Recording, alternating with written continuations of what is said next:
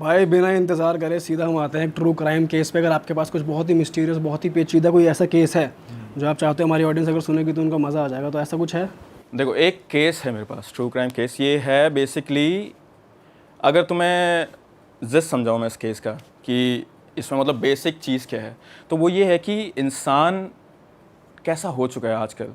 Like normal लोग हम देखते हैं, अगर मैं अभी सामने वाले आदमी को देख रहा हूँ, तुम्हें देख रहा हूँ, तुम्हें देख रहा हूँ, राइट, मैं किसी का दिमाग पढ़ के नहीं बता सकता हूँ कि ये आदमी दिखने में तो अच्छा है लेकिन इसके अंदर क्या चल रहा है। तो ये वाला केस भी उसी का है, और ये है हमारा नूर मुकद्दम का केस।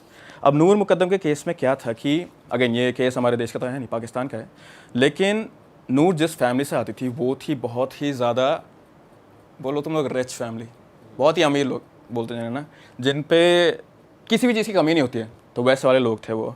तो नूर के फादर का नाम था शौकत मुकद्दम। तो वो बहुत ही ज़्यादा, पहली बात तो रिस्पेक्टेड इंसान थे वो बहुत ही ज़्यादा।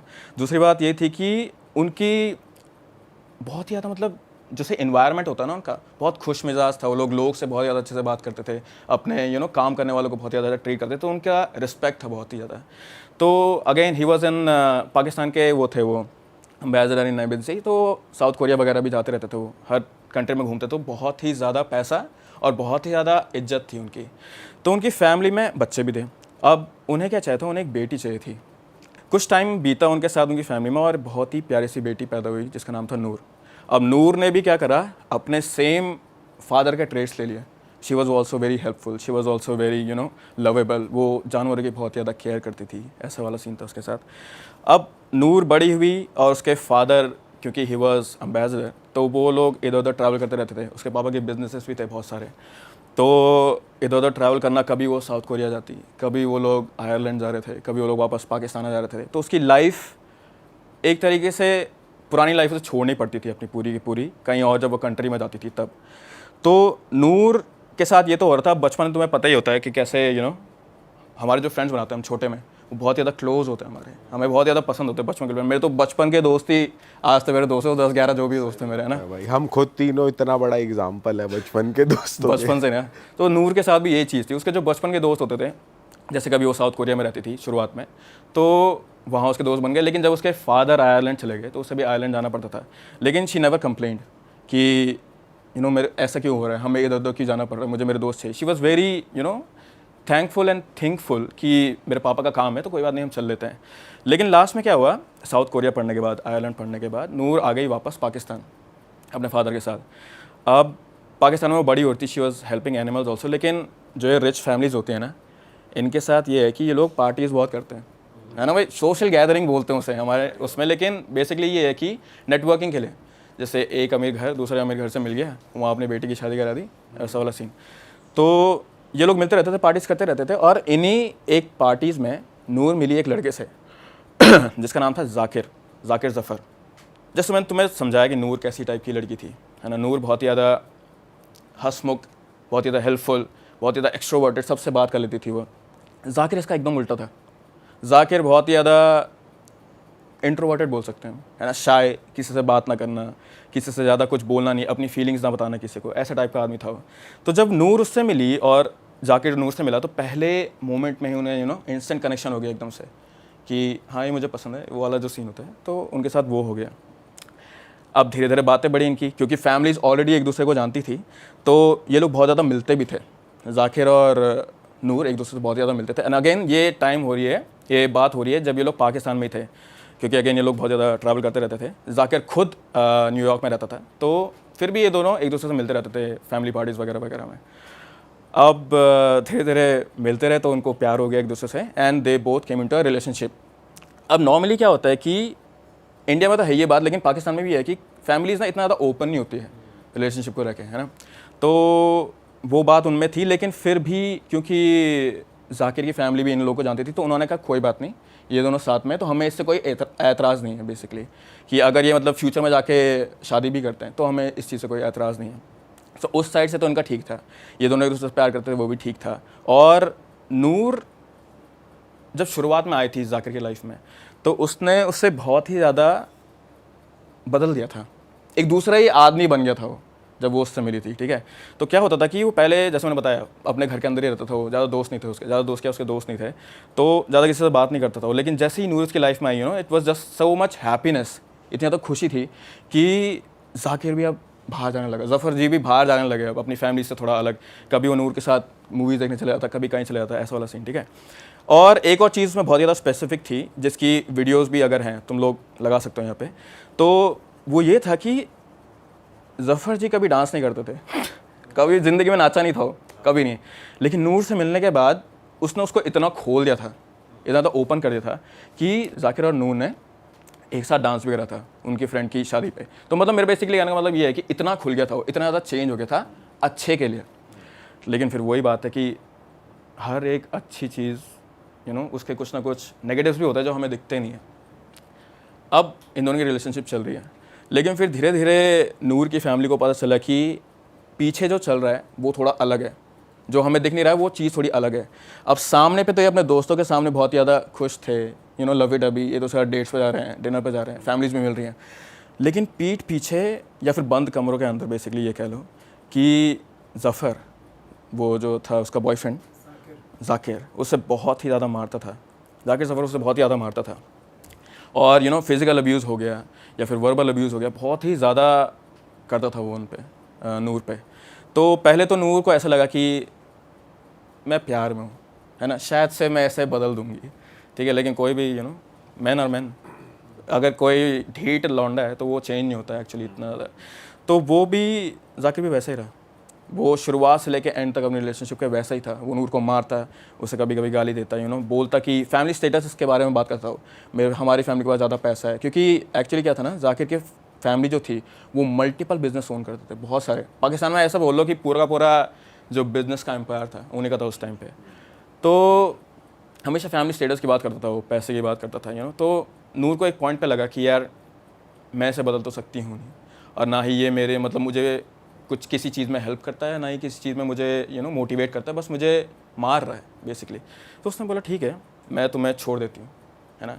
लेकिन यहाँ पे प्रॉब्लम ये थी कि क्योंकि रिच फैमिलीज़, ठीक है, रिच फैमिलीज़ को तो अपना जो वो होता है, क्या बोलते हैं उसे, सोशल स्टेटस वो कायम रखना पड़ता है ना भाई। बाहर अगर कोई ऐसी चीज़ निकल जाए कि बेटी मार खा रही है, वो भी बॉयफ्रेंड से, तो बहुत प्रॉब्लम हो जाती है।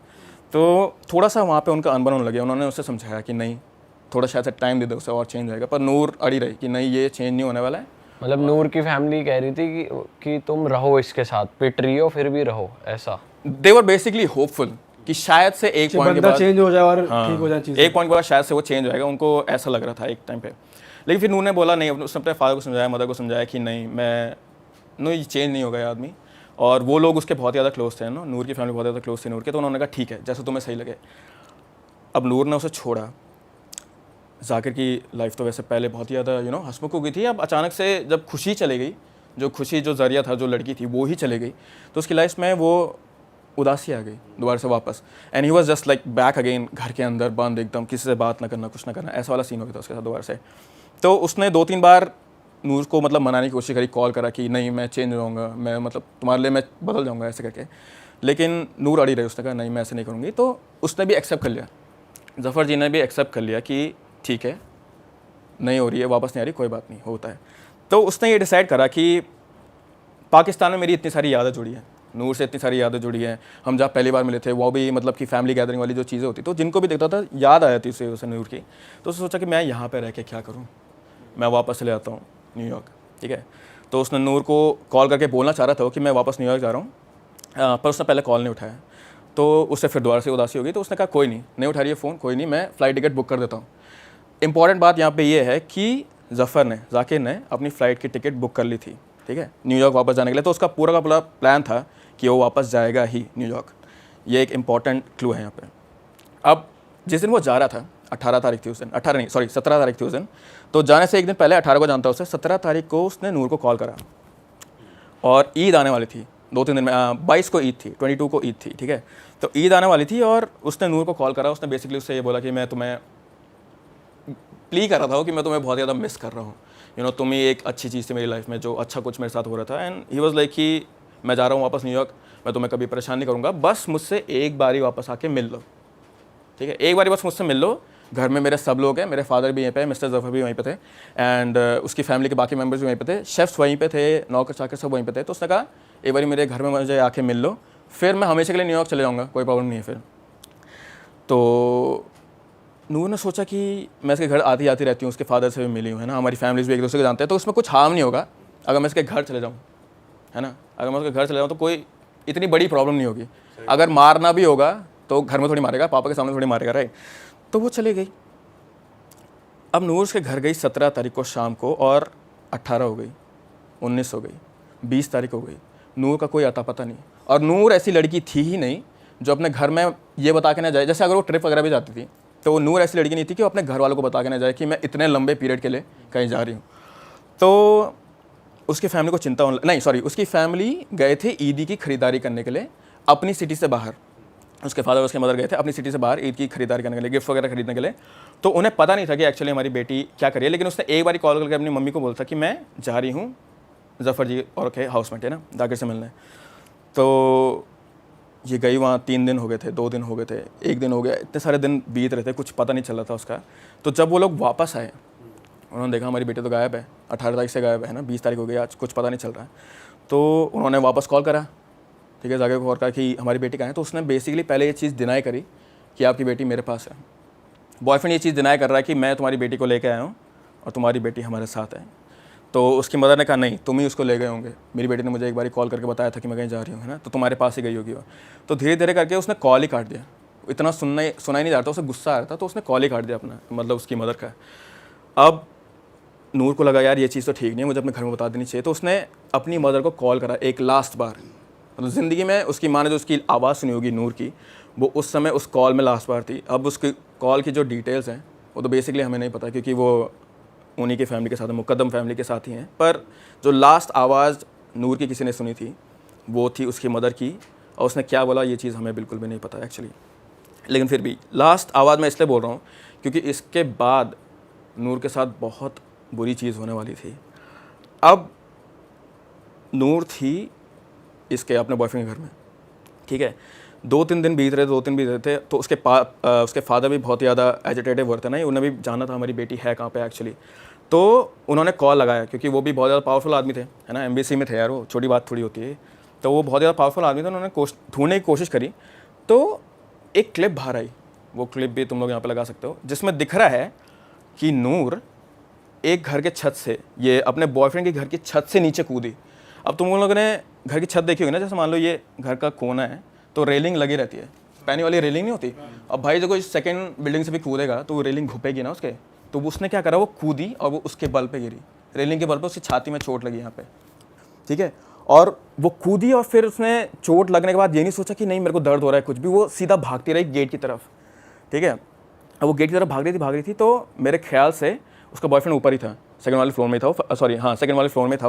तो उसने देख लिया तो नूर भाग रही है यहाँ से, और वो उसके पीछे भागा। अब वो अगर सीढ़ी से चढ़ के नीचे जाता तो बहुत देर आती, नूर भाग जाती गेट से बाहर। तो उसने क्या करा, उसने सेकंड फ्लोर से नीचे कूद मारी और फिर उसने नूर को बहुत मारा गेट के सामने।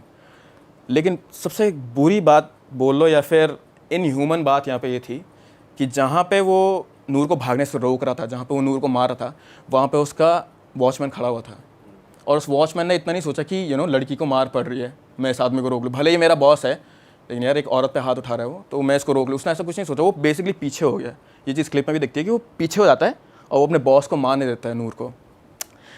अब उसने नूर को मारा, उसको बहुत ज़्यादा गुस्सा आ रहा था। इसका रीज़न क्या है मैं अभी बताता हूँ, लेकिन वो नूर को मार रहा था और उसे इतना गुस्सा आ गया था कि नूर को हाथ से पकड़ने के बजाय कि हाथ से मैं उसको घर के अंदर ले जाऊँ या ना अपने पास लेके आऊँ, जो भी करना था उसे, हाथ से पकड़ने के बजाय उसने नूर का सर पकड़ा, बाल पकड़े और नीचे ज़मीन में घसीटते हुए ले गया उसे वापस घर के अंदर, ठीक है। तो जब ये चीज़ बाहर आई तो लोग बहुत ज़्यादा गुस्सा हो रहे थे उस पर, ठीक है।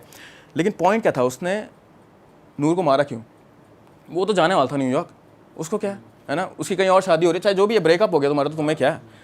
अब यहाँ पे पॉइंट ये था कि नूर और इसका ब्रेकअप बेसिकली इसलिए हुआ था क्योंकि इसने एक्चुअली शादी के लिए प्रपोज करा था नूर को, ठीक है। मिस्टर जफ़र ने शादी के लिए प्रपोज करा था नूर को, और नूर को उस टाइम पे ये बात समझ आ गई थी कि मेरा इसके साथ फ्यूचर अच्छा नहीं है ना, ये तो आगे भी ऐसे रहेगा, टॉक्सिक आदमी है, मेरे साथ फ्यूचर अच्छा नहीं है इसके साथ, तो मैं छोड़ देती हूँ उसे। तो उसने शादी के प्रपोजल से मना कर दिया था।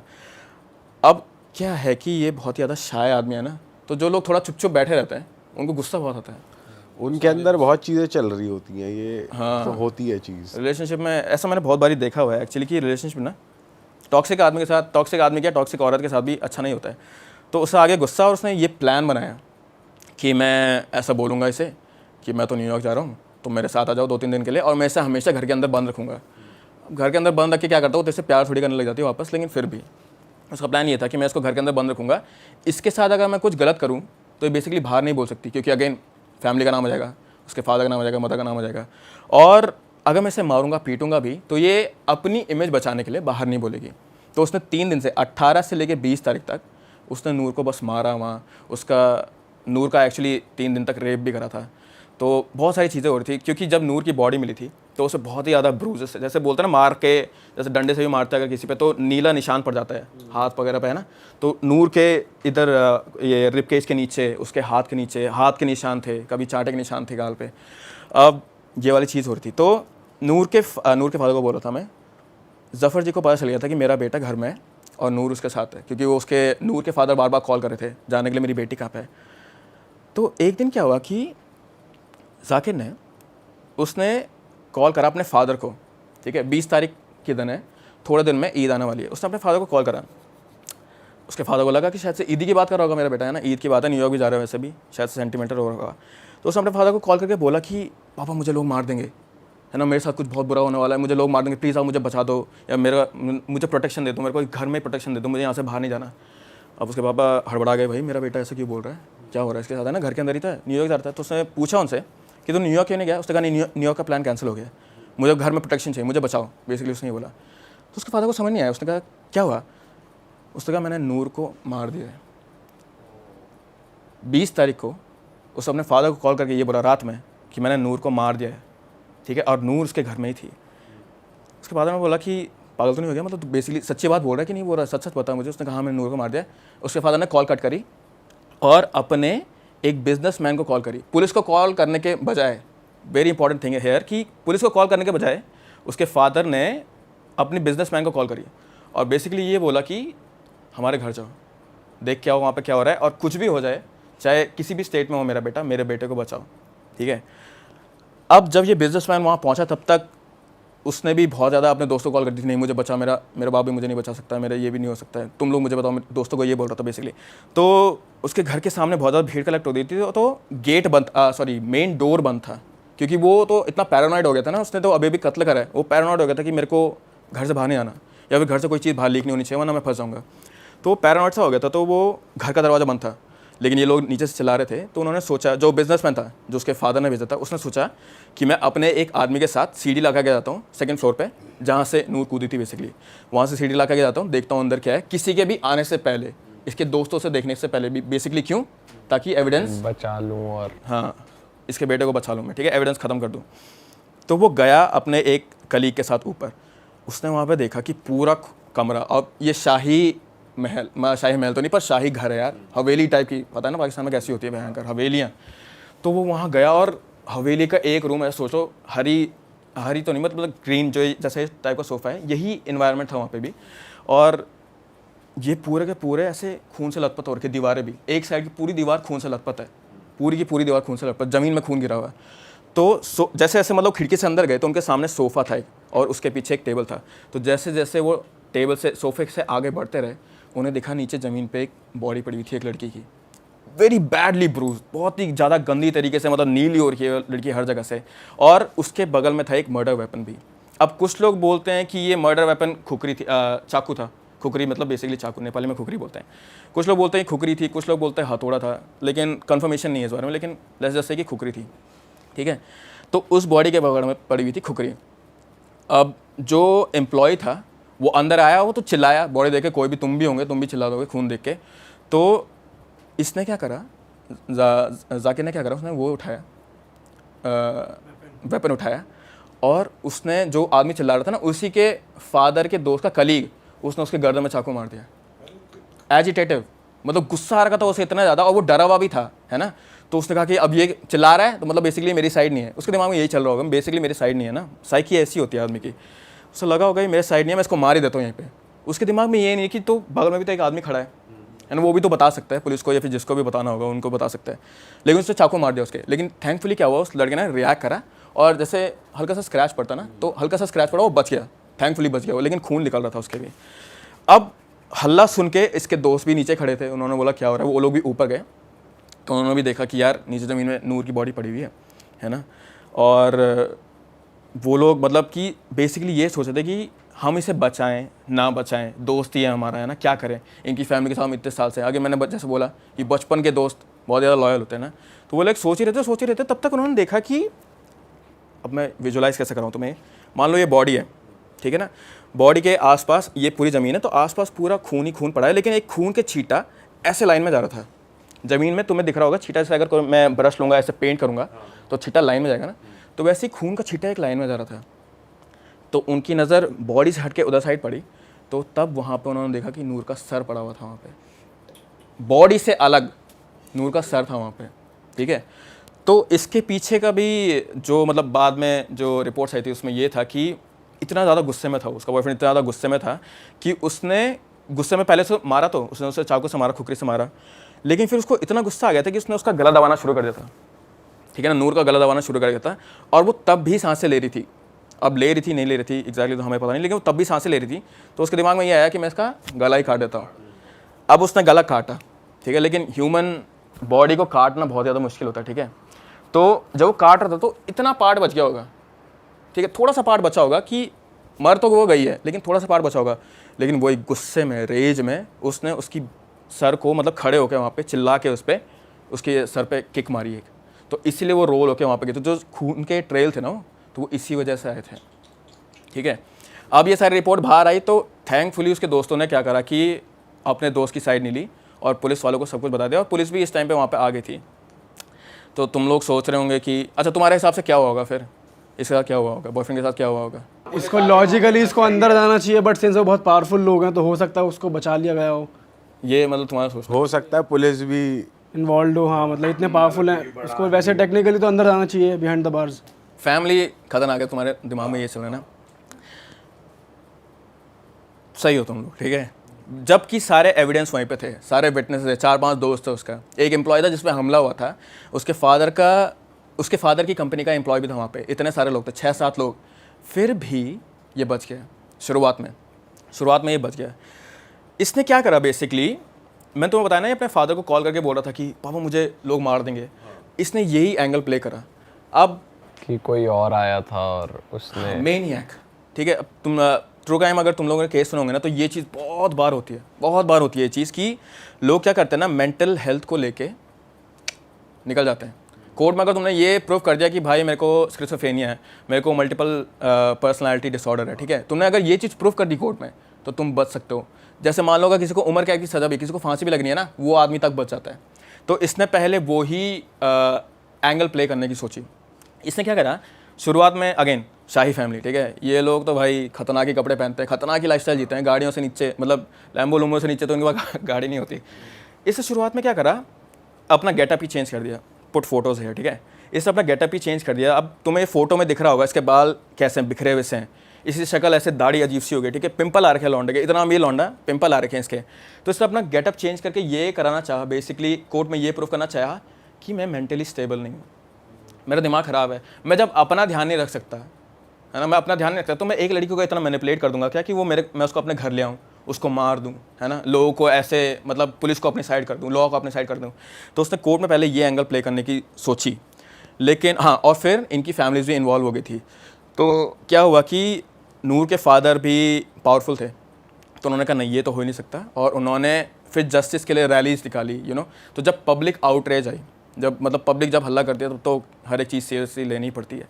तो जब पब्लिक आउटरेज आई तो इसके ऊपर रिपोर्ट्स करी गई, साइकेट्रिस्ट से इसके ऊपर रिपोर्ट करी गई कि देखो चेक करो क्या सच में ही पागल है कि नहीं है। रिपोर्ट बिल्कुल क्लियर थी, इसको कुछ नहीं था मेंटल हेल्थ में, ठीक है।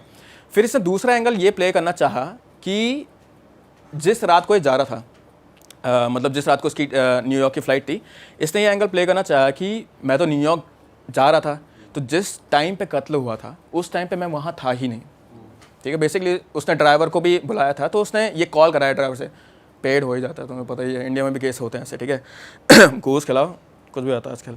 लेकिन फिर वो वाला एंगल भी ख़राब हो गया था। पहले शायद से वो ड्राइवर उसकी हेल्प करना चाह रहा था, या फिर थोड़ा मैं गलत हो सकता हूँ इस चीज़ में, लेकिन बाद में वो चीज़ भी क्लियर नहीं हो पाई। लास्ट में कोर्ट ने बोला कि नहीं भाई ये आदमी ही ख़राब है, इसने इस पर फिर 2 वो चली, क्या बोलते हैं, 2 मुकदमे चले, 2 चीज़ों की वजह से इससे उम्र कैद हुई थी।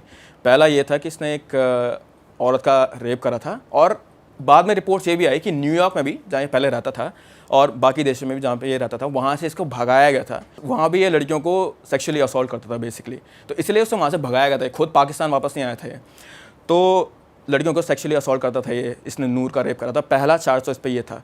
दूसरा चार्ज इस पर ये था कि इसने एक इंसान का इतने भयानक रूप में, लाइक भयानक तरीके से मर्डर कराया ना, तो इसमें तो कोई भी लॉ क्यों ना आ जाए, इसको सज़ा से छूटना नहीं चाहिए। तो इसी वजह से आज वो जेल के अंदर है। लेकिन फाइनली, लाइक थैंकफुली, नूर की फैमिली को जस्टिस मिल गई है उसकी बेटी के लिए। ये है बात। बहुत कैड़ाई साइकोपैथ है भाई यार।